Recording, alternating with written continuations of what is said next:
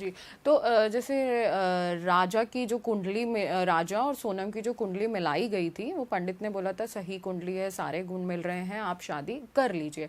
अगर राजा की कुंडली सही मिलाई जाती तो ये घटना नहीं होती। बिल्कुल नहीं होती।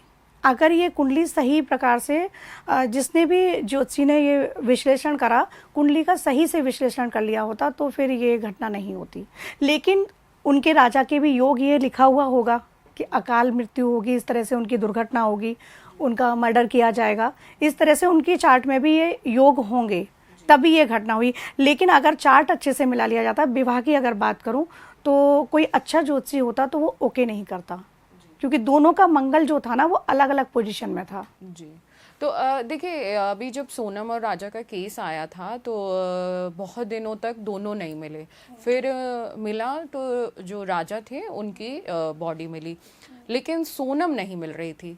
तो किसी पंडित ने एक प्रश्न कुंडली बनाई, उनके परिवार वालों ने पूछा, तब पंडित ने प्रश्न कुंडली बनाई और उस पंडित जी ने पहले ही बता दिया था कि सोनम को कुछ नहीं हुआ है और वो कुछ दिनों में लौट कर आ जाएगी। ये क्या, और वो कुछ ऐसा ही हुआ, कुछ दिनों में वो वापस आ भी गई, सबको मिल भी गई और उन्होंने खुद ही फोन करा सोनम ने कि मैं यहाँ हूँ।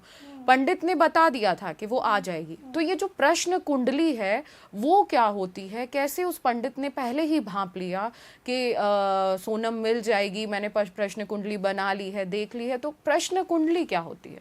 ये पंचांग से ही निकाली जाती है प्रश्न कुंडली। जैसे आपने अभी मुझसे कोई क्वेश्चन किया, मेरे पास डिटेल्स नहीं है, तब मैं फिर वो कैलकुलेशन, अभी का जो टाइम है, जिस टाइम आपने क्वेश्चन किया है, मैं उस टाइम से कैलकुलेट करके आपके क्वेश्चन का आंसर निकालूंगी। सारा कुछ पंचांग से ही है। हम अगर गणना कर रहे हैं, काल गणना, होरा संहिता, सारे पंचांग के ही भाग है ना, तो ये सब कुछ हम पंचांग से ही निकालते हैं। तो अगर मान लो कि मैं इस वक्त आपसे कुछ प्रश्न पूछूं कि 4 दिन पहले मेरी इस समय से कुछ घड़ी नहीं मिल रही या सोने का सामान नहीं मिल ऐसा रहा, पूछा भी जाता तो है। अच्छा, तो आप अंदाजा बता सकते हैं? हाँ, फिर हम देखते हैं, हमें डायरेक्शन पता चल जाती है। आपके प्रश्न के हिसाब से फिर दिशा आ रही होती है, हम बता देते हैं कि आपकी नॉर्थ में होगी, आपकी साउथ में होगी, या घर में नहीं है या घर में है, सब कुछ पता चल जाता है। अच्छा, तो प्रश्न कुंडली से बीमारी के बारे में या कोई चीज खो गई है उसके बारे में या आगे क्या होने वाला है, ये सब पता चलता है? हाँ, सब पता चल जाता है। और कोई भी ज्योतिषाचार्य या पंडित प्रश्न कुंडली बना सकते हैं? बिल्कुल बना सकते हैं। प्रश्न कुंडली से आप जो प्रश्न कर रहे हैं उसका उत्तर आपको मिल जाएगा और बिल्कुल सटीक मिलेगा।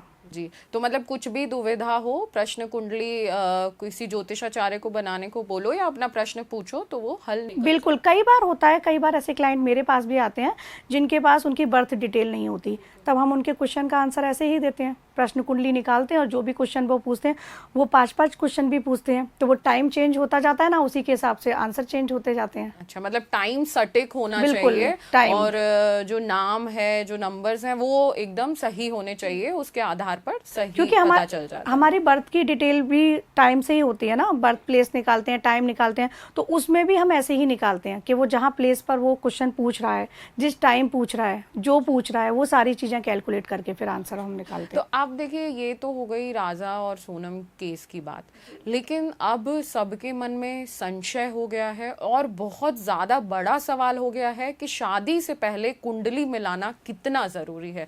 तो आप इस पे थोड़ा बताइए। कुंडली मिलान बहुत ज़रूरी है। ज़्यादातर क्या होता है, लोग गुण मिलान करते हैं कि कंप्यूटर पे उन्होंने सपोज डाला। बहुत से लोग पंडित जी के पास जाते हैं, बहुत से लोग ऑनलाइन अपने चेक कर लेते हैं कि 18 गुण मिल रहे हैं। सबको पता है इतना कि 18 मिलने चाहिए, 18 से कम ना हो, लेकिन केवल गुण मिलान जरूरी नहीं है, कुंडली पूरी मिलानी चाहिए। जैसा मैंने अभी बताया ना कि शादी में लग्न कुंडली, चंद्र कुंडली, नवमांश, तीनों का पूरा रोल होता है, तीनों कुंडली मिलान करना चाहिए। इसमें सप्तम भाव पे विचार करना चाहिए, क्योंकि सप्तम से हमारे पार्टनर देखा जाता है कि पार्टनर कैसा होगा। तो इसमें कोई क्रूर ग्रह तो नहीं बैठा है, किसी क्रूर ग्रह की दृष्टि तो नहीं है, ये देखना होता है। पंचम से संतान देखी जाती है, तो पंचम में सारे जो ग्रह बैठे हैं या जिस ग्रह की दृष्टि है वो सब ठीक है।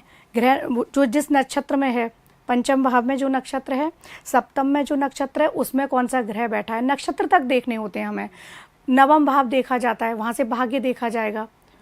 तो ये सारी चीजें हमें कुंडली मिलान में जरूरी हैं, सारे पर विचार किया जाता है।